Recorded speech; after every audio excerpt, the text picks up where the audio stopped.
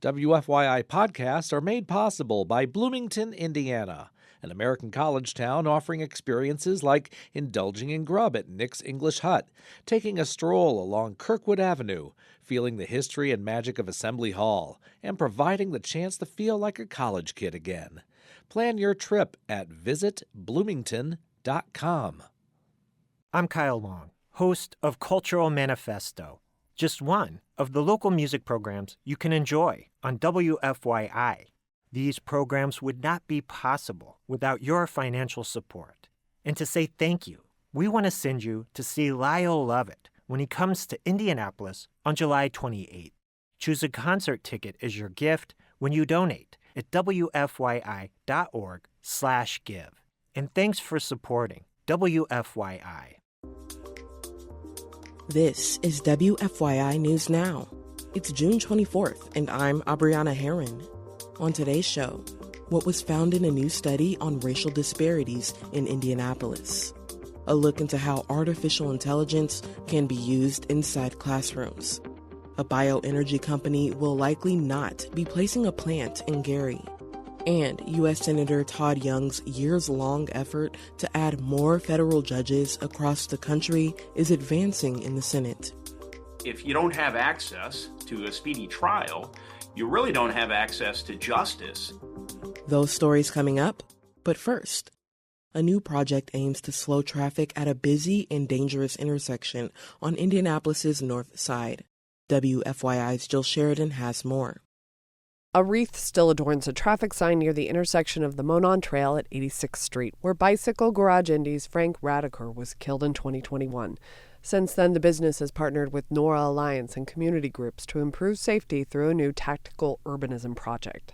Bicycle Garage Indy Advocacy Director Connie Szabo-Schmucker says the loss of her colleague represents a larger problem. I mean, if you're driving along 86th Street and you come to this intersection, you have no idea there's a major trail that crosses. And so this hopefully will give some visibility. Newly painted tracks line the trail leading up to the intersection where rumble strips, taped curb bump outs, and bright orange bollards were installed. DPW also has plans to make more permanent crossing improvements at the busy intersection. I'm Jill Sheridan.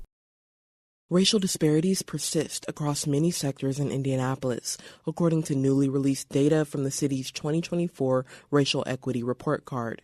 The Polis Center and Savvy presented the data last Thursday.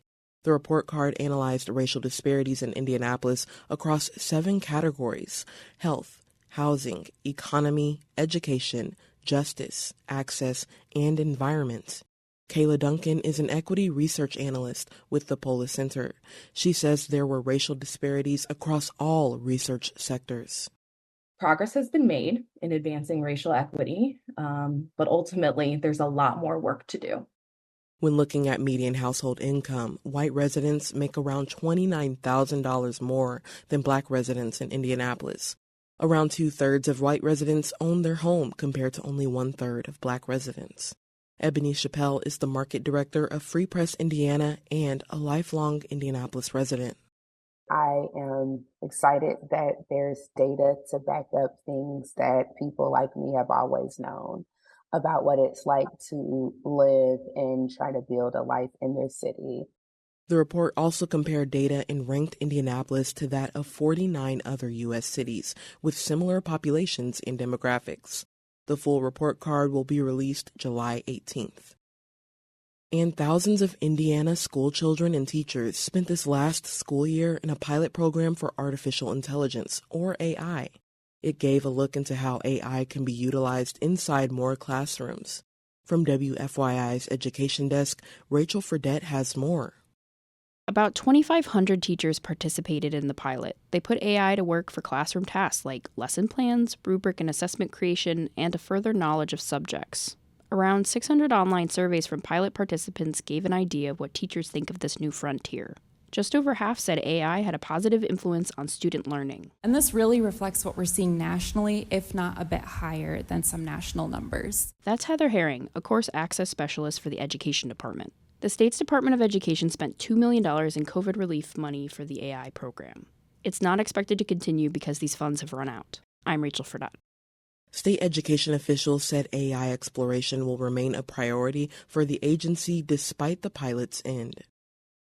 A bioenergy company aiming to turn household waste into jet fuel will likely not be placing a plant in Gary, much to environmental advocates' relief.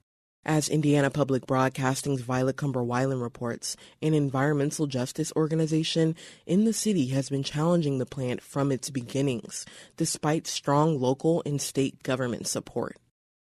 Carolyn McCready is a founding member of Gary Advocates for Responsible Development, or GARD. She says Fulcrum was planning to build a new plant in Gary, a process which involved getting an air permit approved by the Indiana Department of Environmental Management. GARD opposed that permit, arguing that a new plant could worsen air quality. McCready says this concerned her and fellow group members. These people come here, they're greenwashing, they're saying, they're going to bring jobs and revenue, and they're not going to pollute. Well, yes, they are. They're going to have trucks coming in and out day and night. That's particulate matter in our city. She says the organization was skeptical about Fulcrum from the beginning, but felt the state's pro-business mindset allowed development to continue. For Indiana Public Broadcasting, I'm Violet Cumber-Weiland. Fulcrum Bioenergy did not respond to a request for comment on its plans for the proposed plant in Gary. And for our final story today, Indiana Republican U.S. Senator Todd Young's years-long effort to add more federal judges across the country is advancing in the Senate. The latest version of the bill, co-authored with Democrat Chris Coons, cleared the Senate Judiciary Committee unanimously. Congress hasn't added more federal judges in more than 20 years, and Young says there's a critical need. If you don't have access to a speedy trial, you really don't have access to justice. As of March of last year, there were nearly 700,000 pending cases in federal district courts. Young's bill would add 66 judges, split between 2025 and 2029 after presidential elections. We relied on what are independent recommendations of, I think, an entity, the Judicial Conference, that is widely respected and has not become politicized. Indiana's Southern District would receive a new judge in the first wave. That's all for today's episode of WFYI News Now. Our podcast is produced by Drew Dodlin with support from the news team at WFYI and public media journalists across the state. Our news director is Sarah Neil Estes. Kendall Antron produced our music, and I'm your host, Abriana Heron. If you like today's episode, remember to subscribe and share. And follow WFYI on Instagram, Facebook, and YouTube to check in on our newsroom throughout the day. Thanks for listening. We'll be back tomorrow. WFYI podcasts are made possible by Bloomington, Indiana, an American college town offering experiences like indulging in grub at Nick's English Hut, taking a stroll along Kirkwood Avenue, feeling the history and magic of Assembly Hall, and providing the chance to feel like a college kid again. Plan your trip at visitbloomington.com.